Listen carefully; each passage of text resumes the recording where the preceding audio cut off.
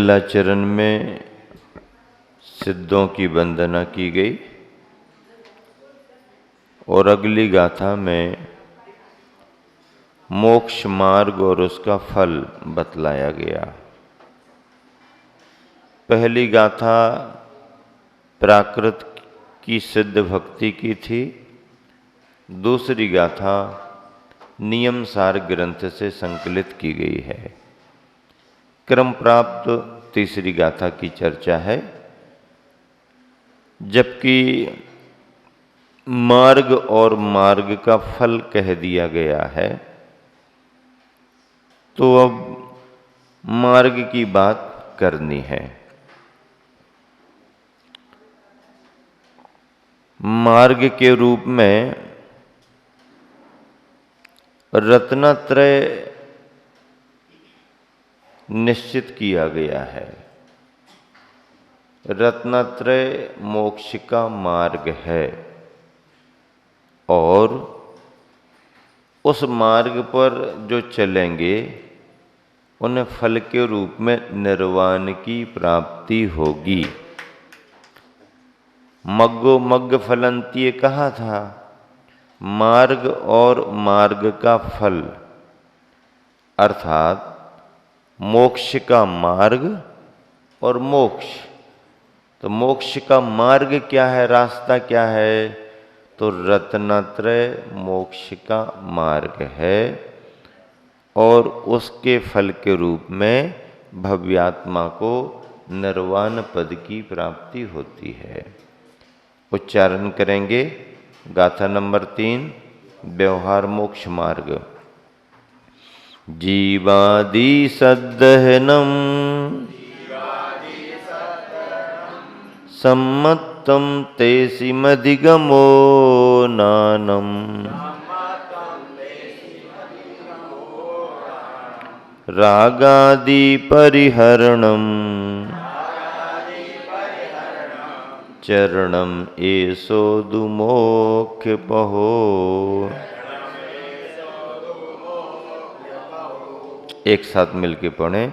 जीवादि सद्दहनम सम्मत्तम तेसिमधिगमो नानम रागादि परिहरणम चरणम एसो दुमोक्ष पहो। जीवादि सद्दहनम, जीवादि पदार्थों का श्रद्धान करना। जीव को आदि लेकर के जो पदार्थों के रूप में अथवा तत्व के रूप में व्यवस्था बनाई गई है, उस पर श्रद्धान करना यानी उस पर विश्वास करना, उस पर भरोसा करना। जीव जीवाश्रो बंध संबंध निर्जरा मोक्ष, ये 7 तत्व हैं। इनमें पुण्य पाप जोड़ देंगे तो 9 पदार्थ हो जाएंगे। तो जीवादि सद्दहनम, जीवादि पदार्थों का श्रद्धान करना।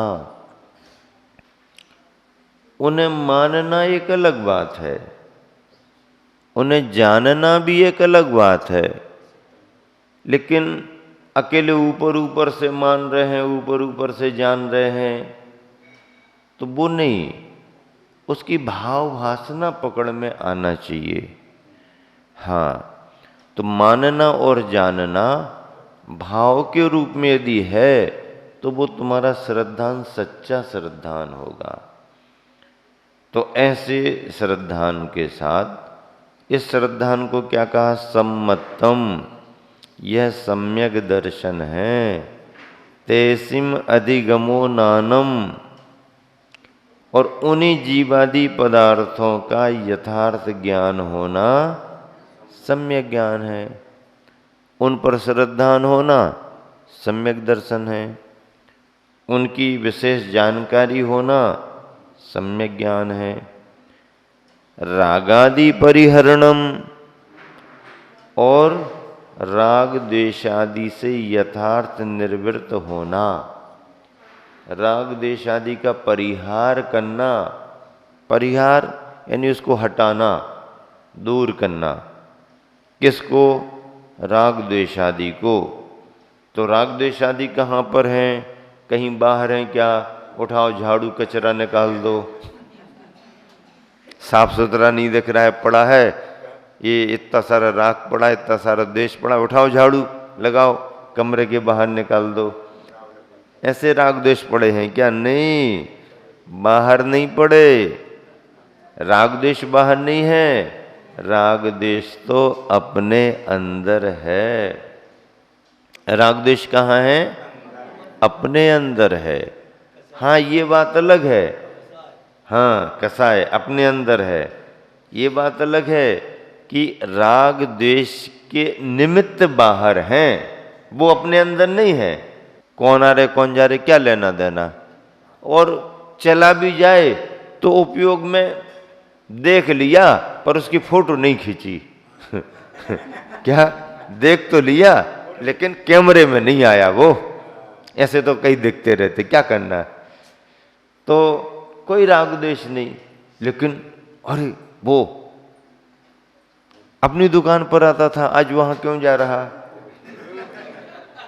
क्या बात हो गई? किसी ने कुछ कह तो नहीं दिया?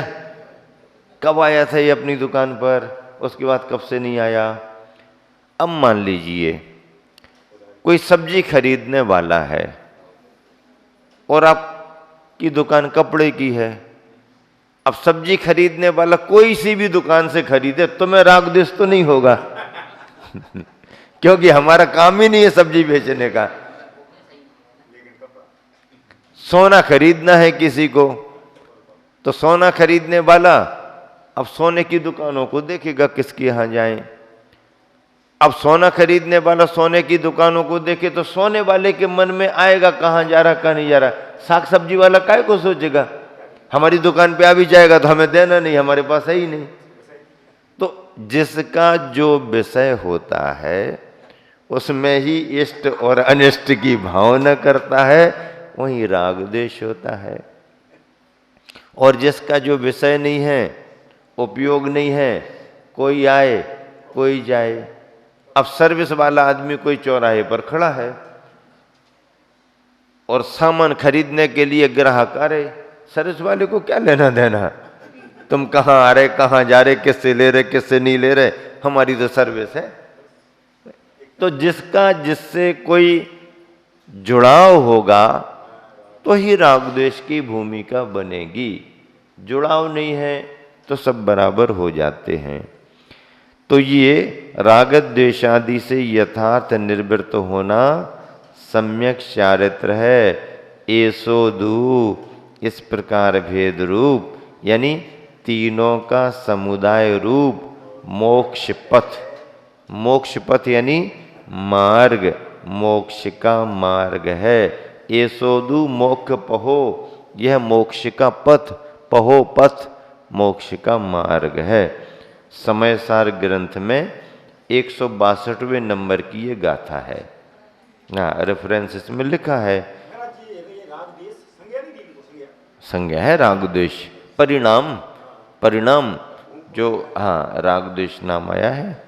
जीवादि पदार्थों का श्रद्धान करना सम्यक दर्शन है, उनका यथार्थ ज्ञान होना सम्यक ज्ञान है, और राग द्वेष आदि से यथार्थ निवृत्त होना सम्यक चारित्र है। इस प्रकार भेद रूप तीनों का समुदाय रूप मोक्ष पथ यानी मोक्ष का मार्ग है। भावार्थ, सम्यक दर्शन, सम्यक ज्ञान और सम्यक चारित्र, इन तीनों का नाम रत्नत्रय है जो कि मोक्ष का मार्ग है। आत्मा के लिए निराकुलता का उपाय है। आत्मा को निराकुलता का उपाय माना गया है।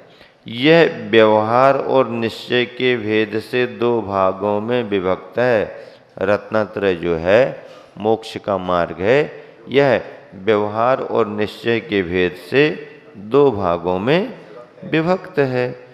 अनादि काल का भूला यह भव्यात्मा, अनादि काल से भूला भटका यह भव्यात्मा, जिन भगवान से जीवादि सप्त तत्वों का या 9 पदार्थों का स्वरूप सुनाता है।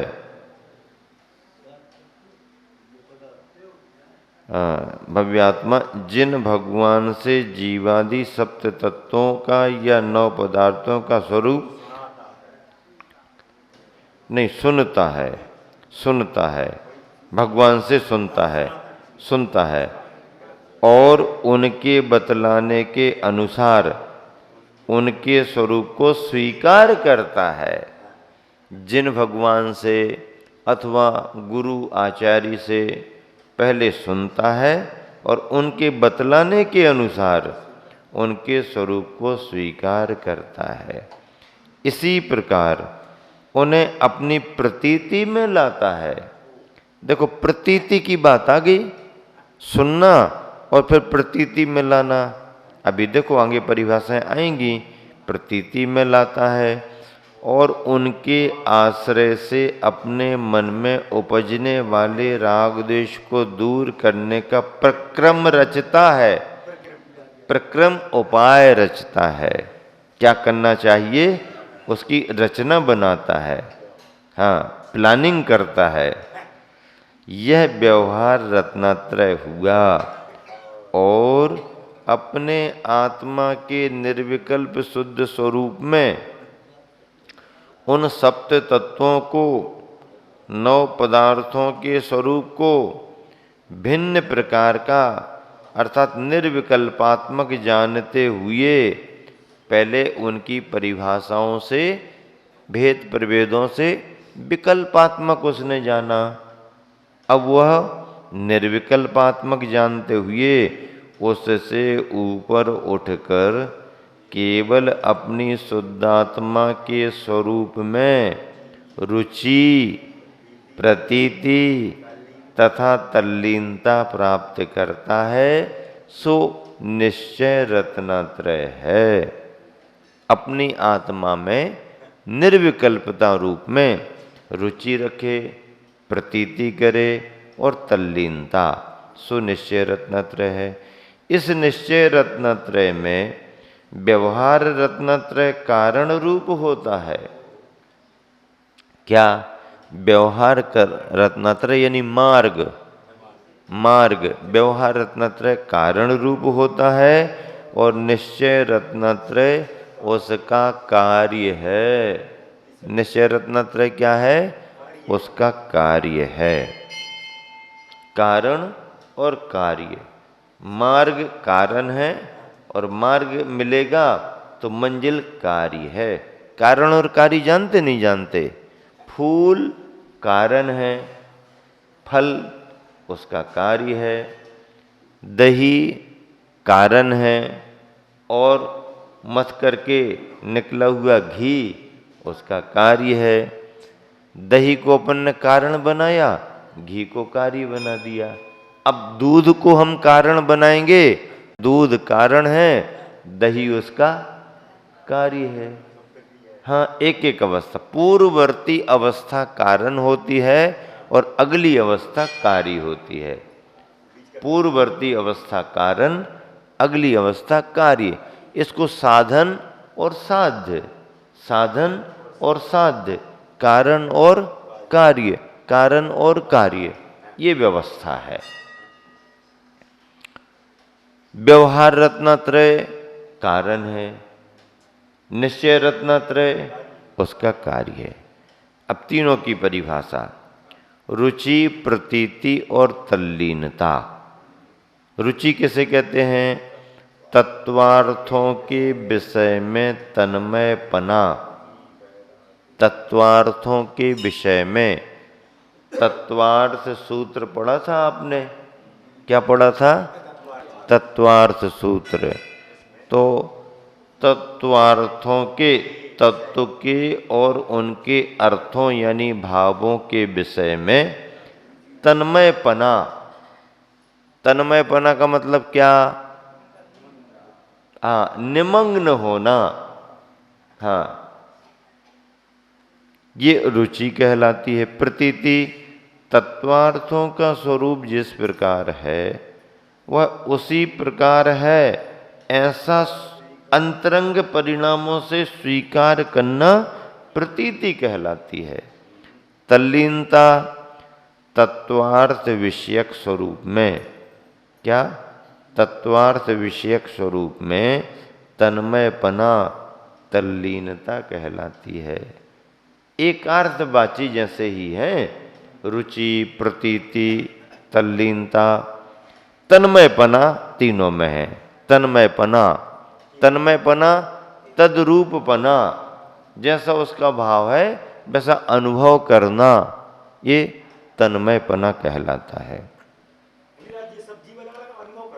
हाँ, सबका अनुभव अलग अलग रहता है। और फिर देखो, व्यवहार निश्चय, व्यवहार निश्चय, व्यवहार निश्चय, तो व्यवहार कारण कहलाता है, निश्चय कार्य कहलाता है। हाँ, व्यवहार साधन होगा, इस साधन से उस साध्य की प्राप्ति हर क्षेत्र में।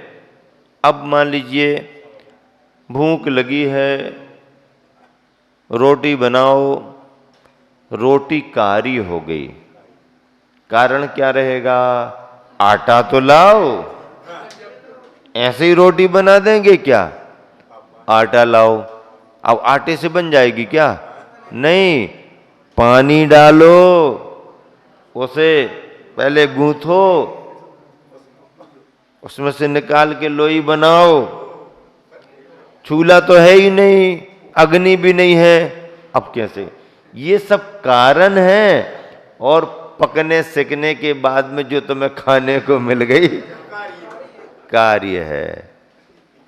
हाँ हाँ, कारण के बिना कार्य नहीं, और जब कार्य हो गया तो फिर कारण की कोई चर्चा ही नहीं। अब रोटी खाने मिल गई, तुमने कैसे बनाई, कहां से गेहूं आया, आटा कैसे बना, क्या लेना देना, खत्म काम। पद्यानुवाद पढ़े। की रुचि सुदर्शन नाम पाता, और तत्व को समझना वह ज्ञान साता।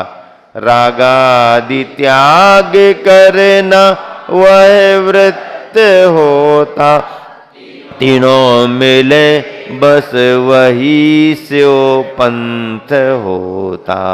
कितना बढ़िया पद्यानुवाद गुरुवर ने लिखा। तत्वार्थ की रुचि सुदर्शन सम्यक दर्शन, तत्वों को समझना सम्यक ज्ञान, रागादि त्याग करना वृत्ति यानी चारित्र, और तीनों मिले बस वही स्यो पंथ होता, मोक्ष का मार्ग होता।